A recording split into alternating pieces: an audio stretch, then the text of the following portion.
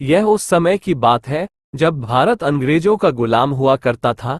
अंग्रेज हम भारतीयों पर शारीरिक व मानसिक शोषण करते थे। अंग्रेज हम भारतीयों को बहुत कष्ट देते थे और दोगुना कर्ज वसूल करते थे। कर्ज नहीं देने पर हमें कोड़ों से मारा जाता था और हमें कीड़ों की तरह रखा जाता था।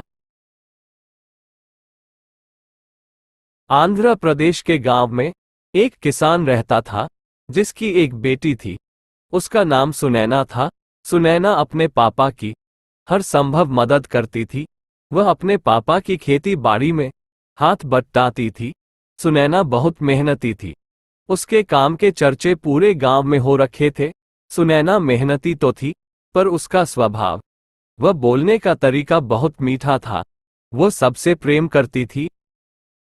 एक दिन सुनैना अपने पापा के साथ खेत में काम कर रही थी। बेटा सुनैना, आज घर का राशन खत्म हो गया है, इसलिए मैं आज घर जल्दी जाकर राशन लेकर सीधा अपने घर चला जाऊंगा।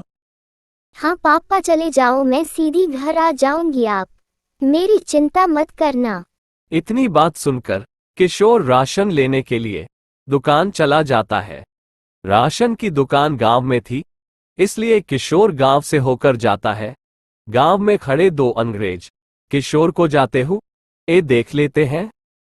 तभी उनमें से एक अंग्रेज कहता है, अरे किशोर तो कोई काम के लिए बाहर गया है, उसकी बेटी सुनैना तो खेत में अकेले है, चलो हम खेत में ही चलते हैं।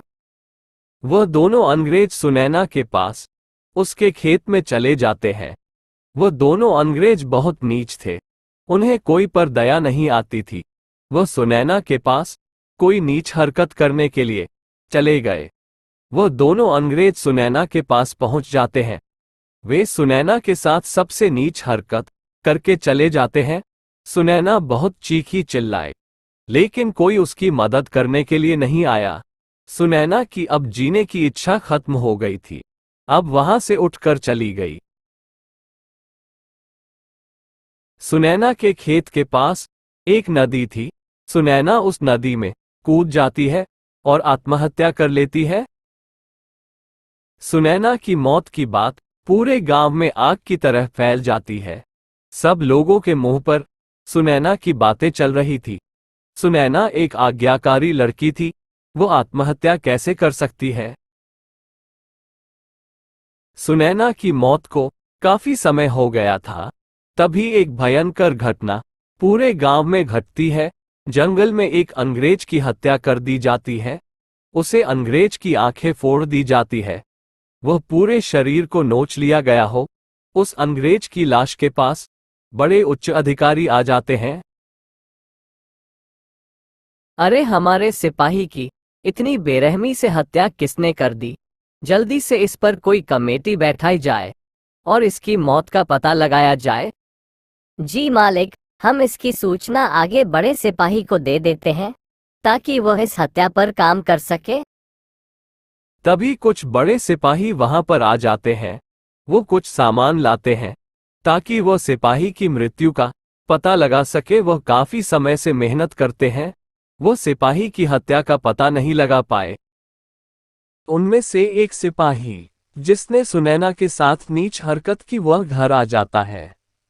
मेरे दोस्त की हत्या उसे सुनैना ने ही की है। मुझे लगता है वह चुड़ैल बन गई है, वह हमसे बदला ले रही है।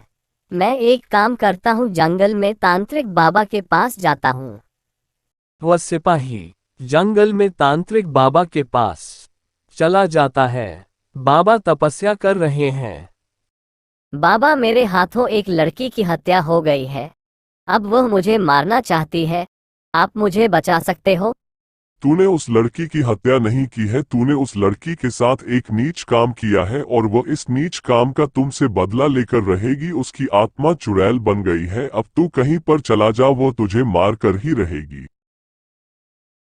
वह अंग्रेज डर के मारे सीधा रेलवे स्टेशन चला जाता है। वो बहुत डर गया हुआ था। उसे पता था कि उसके दोस्त को उस लड़की ने मारा है और मुझे भी मार देगी, इसलिए वह अपने देश इंग्लैंड चला जाता है। वो सोचता है कि वो चुड़ैल इंग्लैंड में नहीं आ सकती। वो सिपाही इंग्लैंड में अपने घर पहुंच जाता है और कहता है, मैं तो अपने देश आ गया। वो चुड़ैल मेरा अब कुछ नहीं कर सकती। अगर मैं वहीं रहता तो वो चुड़ैल मुझे कब की मार चुकी होती। वह अंग्रेज अब निडर होकर सो गया था, पर उस अंग्रेज के साथ एक भयानक घटना घटने वाली थी। वह चुड़ैल आ जाती है और उस चुड़ैल के हाथ में एक चाकू था। वो चुड़ैल उस चाकू से उस अंग्रेज के शरीर पर अनगिनत वार कर देती है, जिससे उसके शरीर पर बहुत खून निकल आता है और उसके शरीर के टुकड़े टुकड़े हो जाते हैं। मैंने अपना बदला पूरा कर लिया है। तुम दोनों ने मुझे आत्महत्या करने पर मजबूर कर दिया और मैंने तुम दोनों को दुनिया से अलविदा करा दिया। पापा, उन लोगों ने मेरे साथ बहुत नीच काम किया था, इसलिए मैंने आत्महत्या कर ली, लेकिन मैंने उन दोनों दरिंदों को मार दिया है। इतना कहकर सुनैना वहां से गायब हो जाती है। बेटा, तुम मर गई। मुझे बहुत दुख हुआ, लेकिन तुमने उन दोनों दरिंदों को मार दिया, इसलिए मैं बहुत खुश हूं। अब मैं तुम्हारी आत्मा की शांति के लिए तांत्रिक से अभी हवन करता हूं। किशोर अपनी बेटी की आत्मा की शांति के लिए जंगल में तांत्रिक के पास हवन कराने के लिए चला जाता है, ताकि सुनैना की आत्मा को शांति मिल सके। बाबा, मेरी बेटी। बेटा किशोर, कुछ मत कहो। मुझे सब पता चल गया है। उन दरिंदों ने तुम्हारी बेटी को मारा है और तुम्हारी बेटी ने उन दोनों दरिंदों से अब मौत का बदला ले लिया है।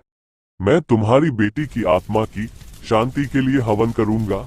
तभी तांत्रिक बाबा सुनैना की आत्मा को शांति मिलने के लिए हवन करने लगते हैं।